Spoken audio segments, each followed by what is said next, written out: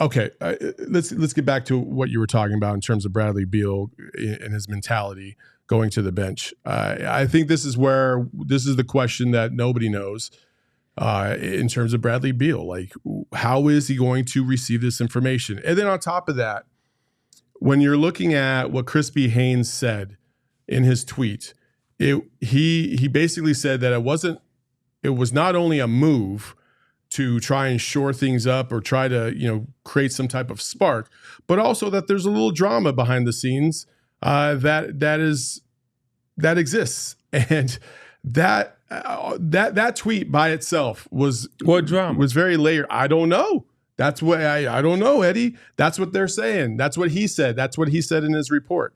I don't know what kind of conflict is going on behind the scenes, but clearly I'm sure it's a mixture of, things are not going the way that the Suns want it to go. The team's performance has not been where they expected it to be. But I just keep coming back to this, man. You could sit there and point the finger a million different ways, but at the end of the day, is everybody doing what they're asked to be doing? And I don't think that is the case.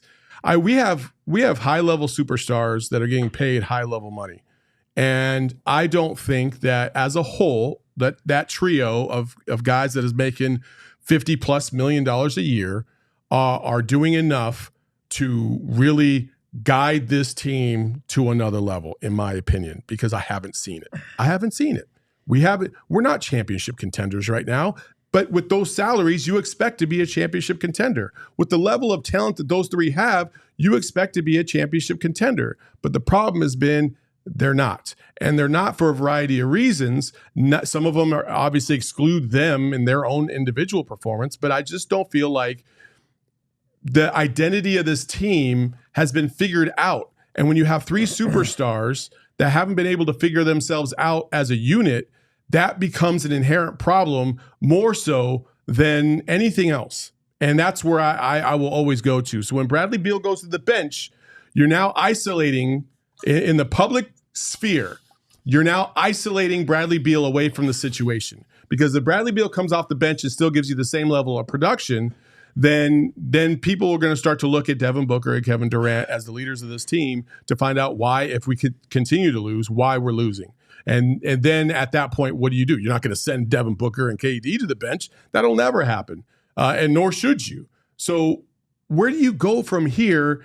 And more importantly, do you think there is a significant improvement from this team with Bradley Beal going to the bench, EJ? Let's just start there. The improvement is going to come from the guys that's on the floor that replaced him.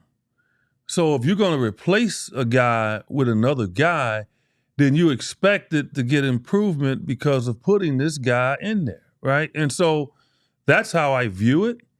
For me in Sacramento, guess what? We started to win.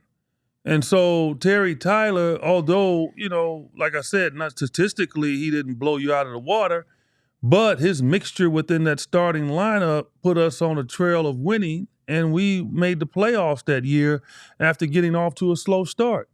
But I was still getting 30-plus minutes a game, 35 minutes a game, but still, that combination worked.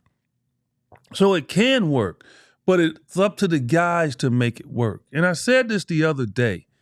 This is not all on Bradley Beal. This is not all on Yusuf Nurkic, because they having to play a role. Like Bradley Beal, when he was in Washington, he was the first guy to touch the ball. Mm-hmm. Now he's the third guy to touch the ball. He's had to change. Devin hasn't had to change. Devin just changed.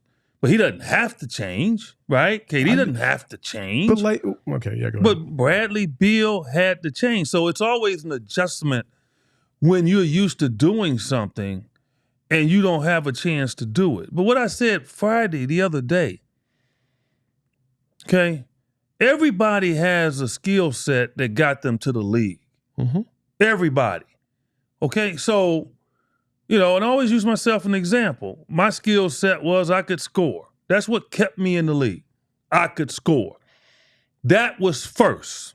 I could score. Mm-hmm. When I'd go to an arena, people were worried about me scoring, okay? They didn't pay attention to the other things that I did. It did not matter. Okay? We don't want that dude to score, right? Or if I'm at home playing, we want him to score. No matter what else I did. I could have got 10 rebounds. I could have got 4 steals. It did not matter. If I was not making jumpers, I was not having a good game. Okay? So we understand that. All right? So we know KD, Devin, Brad supposed to score first. All right? We know that. But what they need to know, it goes past their scoring. All right? It truly does. And that's the part that ticks me off. Like, and it's just guys in the game today, I don't know if they get that stuff. And I'm not saying Devin and KD doesn't get it, but what I'm saying is I want to see it. My point is this. We know you can score, but we also want you to do the other things that don't go into the score sheet. Block out. Okay? Fight for rebounds. Make the right pass. Don't do things that you're not good at doing. Let somebody else that's good at doing it, let them do it. Okay? So it's all those things that come into play. And watching that Indiana game the other day, I saw those things go backwards. And that's the part that they have to understand is put them in this situation. Like, it's the other things that they're not doing. They can score 25 points, they can score 30, and we're losing. Like, KD and Devin had a good scoring game the other night, and we lost. Because everybody's not doing the other things to win. Yeah. That's the difference between Indiana beating them, Memphis beating them shorthanded, because they're doing things that we're not doing. Kuchar for Memphis, 12 damn rebounds. He's averaging 3. Like, it's that type of stuff, man, that we're not doing. So whose responsibility is that? Well, I think it's you everybody right now in that organization, the basketball ops need to look in the mirror. It's everybody. It's coaches to players. Everybody's got to say, you know what? What am I not doing? What am I not saying to the players that can help them? How am I not? I'm not motivating them to do this. We're instructing them to do it, but it's not happening. So maybe it's a different way I need to go about getting it handled. Okay, changing lineup. Maybe that might work. But what if it doesn't work? All right? Like with KD, he's had like a number of games lately with high turnover. What can he do to cut down on the turnovers? We know we know he's going to get 25, 30. Okay, he's one of the best scorers we're going to ever see in the history of this game. Yep. But what about the other stuff that we don't really pay attention to? Everybody has to do a little bit of the dirty work is what I'm saying. It's not pretty. Like, trust me, I didn't like it. I used to have to guard Calvin Nat.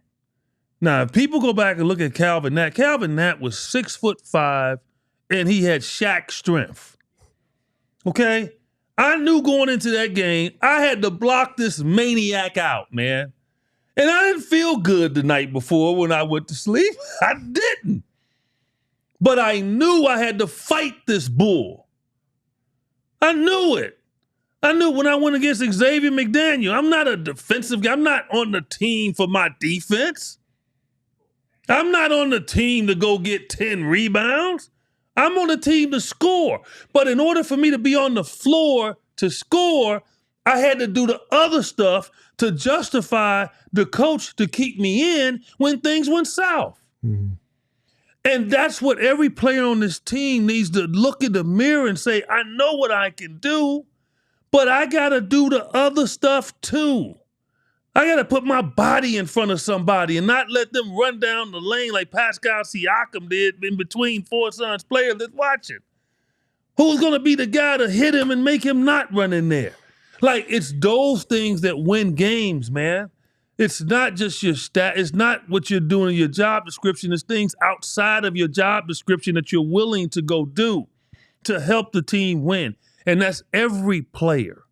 And then it's every coach to be able to instruct that player and remind them and show him and tell him and show him video that that's what you're doing wrong, man, and we need that from you. We need that from you. It's opposite for Ryan Dunn. Everybody's looking at Ryan Dunn and they're saying his defense. That's right. That's what he has right now. But you know what else he needs to do? He's got to be a threat offensively. So if he's passing up shots and he's being hesitant, can't keep him on the floor. It goes both ways. So your strength is your strength, but you got to be willing to do the other stuff, man. And it's not pretty. It is not. And every player in the league they go through this every night. They have to deal with a situation that they're not comfortable in doing and they know they're not great at doing. Like Nurkic having to get out there and have to guard the pick and roll and guard a little guy. That ain't fun, but you got to do it. Yeah. Okay? You know, so it's everybody. And you look at the teams that's winning, that's what they're doing. Their guys are like doing multiple things to help win. And so that's part of the issue right now. And when you get immersed in a losing streak, it just gets worse. Mm-hmm. And right now, this team, the Suns, have to come to this real reality that when they go into a game like tonight, Embiid's a problem. Okay, whoever starts, Mason, Oso, right? Hey, that's a team effort there. Oh, boy. You know? That's a team effort. Maxey is a problem. It's not one guy guarding him. Like, everybody's got to be willing. You're going to get out there on him because he's going to target you. He's going to run two-man game, and he's going to target somebody. And if he targets you, you got to be ready to help. Like, okay, rebounding. They got guys out there that like to attack the glass, like the big kid. What's his name? Abasuli, what's his name? That sure. lit us up, yeah, Yabusele. Yeah, from France. This dude's a bull. Who gonna block him out? Like tonight, not the four guys that didn't block Siakam. I know. Look, who's gonna try to block this man out? Like that's what you go into the game thinking. Like, you know, and it's not pretty. It's not glamorous. Like, trust me, teams just try to target me and whatever. That's why I got my ass in the weight room. Like, you ain't pushing me around. And people will tell you, they can talk about the defense and all that. It's guys in the league hated me guarding them because I scratched their ass, I push them. I was borderline dirty because I had to be. Shocker. Borderline dirty. I had to be. Like, I had to let them know that it's not going to be an easy night. Yeah. Always fought for rebounds. Like, those are the things, man, that everybody on this team has to do, man. It's past your job description. And even and bypass some things that you're not good at that would hurt the team. Yeah. That too. Like, you know, if you know that you're not good in a certain area, then you don't put yourself in that situation to hurt the team and try stuff like that. Throwing cross-court passes. I said the other day, and I want people to, when you watch games, just pay attention to it. Probably 6 out of the 10 cross-court passes in this league gets picked off. Yeah. They get picked off. It's only a few players in this league right now that are qualified to throw cross-court passes. Everybody else should never try it. Players are too fast. They're too quick. They're going to pick it off. Like, it's those type of turnovers that we've had. Just stuff like that, man. And so, you know, look, I hold my anger in a little bit because you got to be reserved. But, you know, I hate that we're at this point, man. I do. Because this team is a good team, man. It's a deep team. And we're not seeing it. We're not seeing it. And everybody on this team needs to step up. That's it.